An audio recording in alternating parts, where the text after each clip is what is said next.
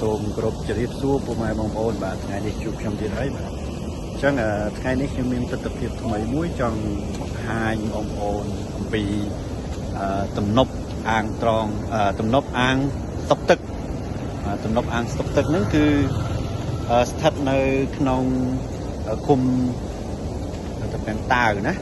បាទតាពាំងតាវស្រុកលងវែងបាទអញ្ចឹងថ្ងៃនេះខ្ញុំនឹងធ្វើការបង្ហាញបងប្អូនឲ្យដឹងអំពីទស្សនវិជ្ជានៅទីនេះបាទអញ្ចឹងគឺកន្លែងនេះដូចបងប្អូនឃើញស្រាប់ហើយគឺនៅខាងក្រោយខ្ញុំនេះគឺយើងមានកន្លែងតប់ដើម្បីឲ្យទឹកវាហូរធ្លាក់មកហើយគប់សំក្នុងនឹងផងដែរគឺបងប្អូនដែលរស់នៅក្នុងតំបន់នេះគឺគាត់អាចប្រកបរបរទៅលើការនេសាទបាទហើយបាញ់មិញនេះខ្ញុំបានទូនំគាត់តិចតួចហើយបានន័យថាការនេសាទរបស់គាត់នៅទីនេះគឺឃើញថាត្រូវច្រើនបាទគឺឃើញថាមានត្រីច្រើនបាទគាត់ថតគាត់ប្រើសំណាញ់គាត់បងគាត់ប្រើសំណាញ់បាទអញ្ចឹងជាក់ស្ដែងដូចបងប្អូនឃើញនៅខាងនេះអញ្ចឹងបាទហ្នឹងបងប្អូនឃើញហើយ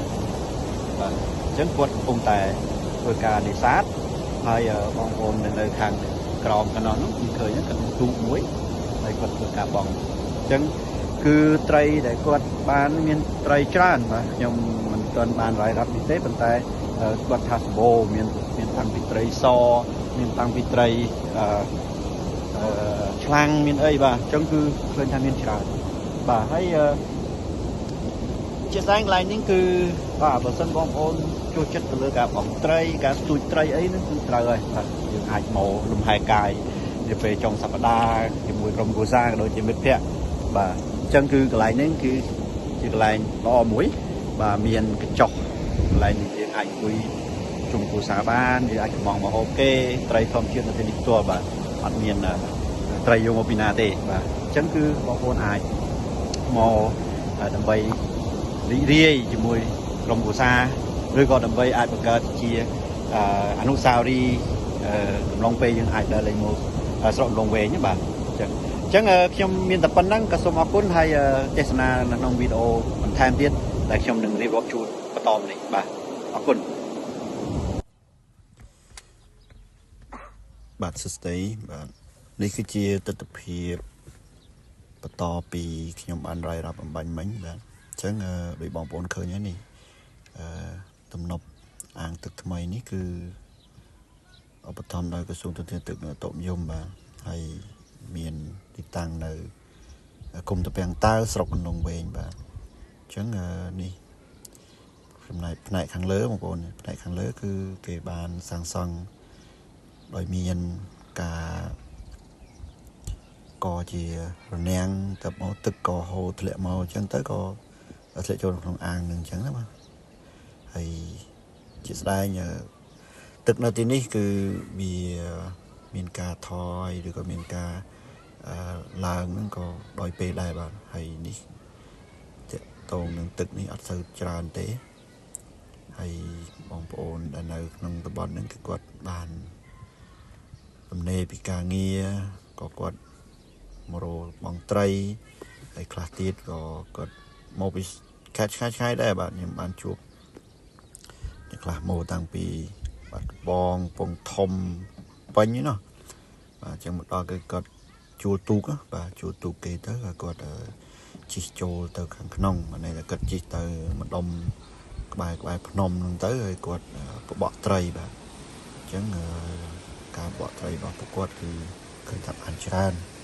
ហើយដូចអ៊ំនេះគាត់កំពុងតែបងបាទអញ្ចឹងយើងនឹងមើលទាំងអស់គ្នាបាទអញ្ចឹងការបងរបស់គាត់ហ្នឹងគឺត្រូវការប្រើខ្សែបាទហើយសំណាញ់យើងប្រើសំណាញ់ប្រយុងបាទអញ្ចឹងនៅពេលដែលយើងបងទឹកហូរបែបនេះយើងអាចបងចុះទៅស្វាបានទេព្រោះ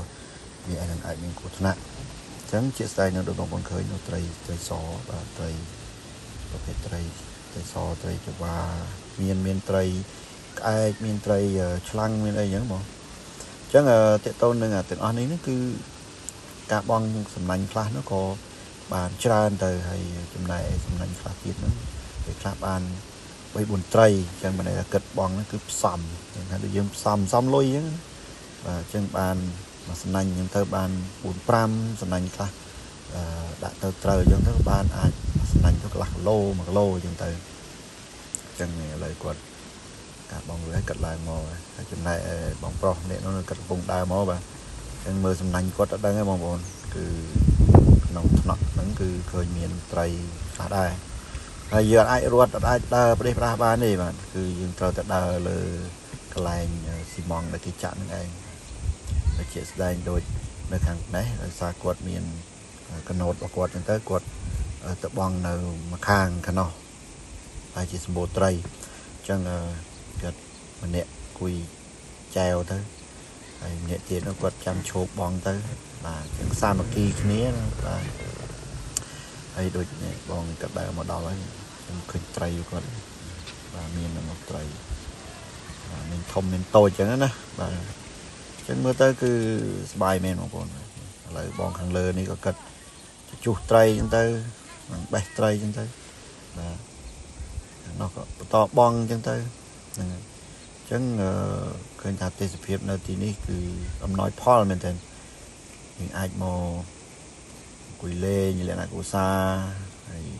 មួយទៀតនេះគេថាស្អីសាកថ្មជីវិតចង់សាកថ្មជីវិតបោះតង់មកអីអាចមកបានបាទ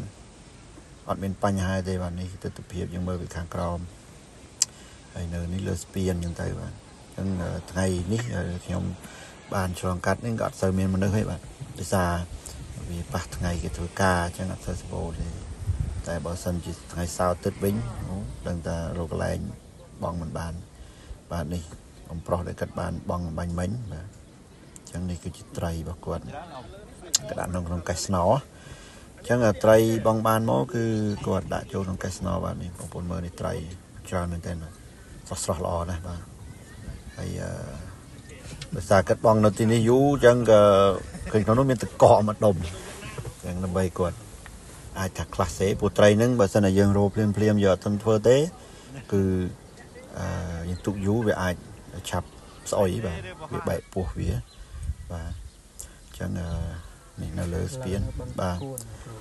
នៅខាងលើស្ពានហ្នឹងគឺជាស្ដែងគឺយើងមានភ្លើងសូឡាបំភ្លឺនៅពេលយប់ដែរបាទអញ្ចឹងបងប្អូនអាចមើល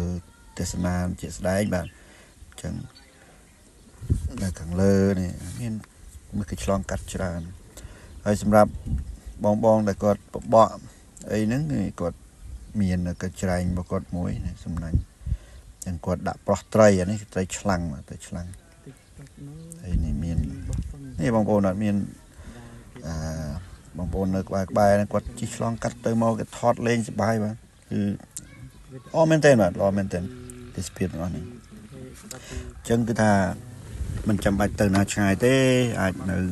ក្នុងតំបន់ហ្នឹងយើងមានកន្លែងដើម្បីទេសនាច្រើនណាស់បាទចឹងជាស្ដែងដែលយើងឃើញអាចជិះកណូតដើម្បីយើងទៅមើលក្បែរភ្នំយើងអាចធ្វើការ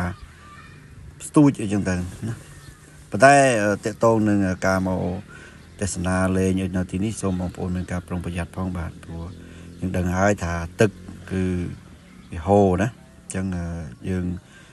ត្រូវគិតទៅលើសុវត្ថិភាពជាចម្បងបាទអញ្ចឹងយើងត្រូវតែគិតទៅលើសុវត្ថិភាពព្រោះសុវត្ថិភាពបើយើងមិនគិតទេមានអ្នកណាគិតឲ្យយើងទេអញ្ចឹងគ្រប់សំថ្ងៃនេះពពកក៏រៀងអ៊ូអាប់បាទខ្ញុំស្មានតែនឹងភ្លៀងដែរណាបាទបានភ្លៀងទៀតបងប្អូននៅទីនោះដែលគាត់រកត្រីគាត់ថាបើបានភ្លៀងទៀតកាន់តែល្អព្រោះកាលណាភ្លៀងគឺសម្បូរត្រីអញ្ចឹងពេលគាត់បងក្នុងពេលភ្លៀងគឺថាបានច្រើនហើយត្រីនោះក៏វាមានដោយពេលដែរពេលខ្លះហើយជាបានច្រើនទៅហើយពេលខ្លះក៏អត់ធ្វើបានច្រើនតែគាត់ផ្សំនងតិចបាទអញ្ចឹងវីដេអូហ្នឹងគឺចង់បង្ហាញបងប្អូនថាក្នុងតំបន់របស់យើងនេះមិនខ្វះទេតំបន់ដែលយើងត្រូវទៅទេសនាអញ្ចឹងណាបាទគឺមានច្រើនអញ្ចឹងបើសិនជាយើងដើរច្រើនយើងស្គាល់ច្រើនតែយើងបានឃើញទស្សនវិជ្ជាហើយនេះខ្ញុំកំពុងតែមកអង្គុយនៅនឹងកញ្ចក់គេបាទអញ្ចឹងខ្ញុំកំពុងតែអង្គុយនៅនឹងកញ្ចក់គេដើម្បីស្រស់ស្រូបអាហារព្រោះដោយសារនៅទីនេះគឺយើងអាចកំងម្ហូបអញ្ចឹងណាអញ្ចឹងជាក់ស្ដែងម្ហូបដែលខ្ញុំកំងនឹងគឺมันមាន យកពីណាទេគឺនៅក្នុងតំបន់នឹងស្រាប់គឺបងប្អូនប្រជាពលរដ្ឋដែលគាត់រកត្រីហ្នឹងគាត់រកបានអញ្ចឹងទៅគាត់លក់ឲ្យអ្នក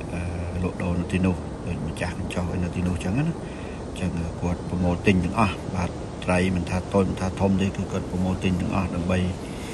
គាត់ទុកដើម្បីគាត់ធ្វើម្ហូបជូនភ្ញៀវដែលមកលេងនៅទីនេះហើយភ្ញៀវអាចមានបាទភ្ញៀវខ្លះក៏មកពីឆ្ងាយទៅហើយភ្ញៀវខ្លះគឺនៅក្នុងតំបន់ស្រាប់នៅឡុងវែងនៅហ្នឹងដល់មានជ័យអញ្ចឹងគាត់មកអញ្ចឹងទៅគាត់មកកំសាន្តលេងបាទហ្នឹងហើយគាត់មកដល់ក៏គាត់ទិញស្រីស្រស់ស្រស់អ្នកខ្លះក៏គាត់មកគ្នាច្រើនទៅគាត់ទិញបានទៅគាត់ធ្វើភ្លាមនៅទីនោះអញ្ចឹងទៅអាចធ្វើផ្អកធ្វើប្រហុកអីរបស់គាត់អញ្ចឹងទៅតាមចំណូលចិត្តរបស់បងប្អូនជាពលរដ្ឋដែលគាត់ចូលចិត្តអញ្ចឹងណាអញ្ចឹងបើជាស្ដែងមកខ្ញុំវិញមិនធ្វើទេខ្ញុំសុខចិត្តទៅហូបហើយព្រោះធ្វើទៅវាយូរអញ្ចឹងណាហ្នឹងហើយបងប្អូនហ្នឹងហើយអញ្ចឹងវាមានប្រយោជន៍សម្រាប់យើងដែរយើងទៅចំណេញគេថាទៅបានទាំងទិញ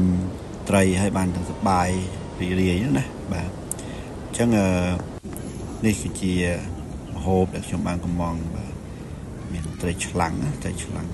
បាយមួយឆ្នាំហើយយើងមានសម្លនេះគេហៅថាសម្លព្រៃបាយនេះព្រោះបានតិចហើយនេះបាទអរគុណបាទ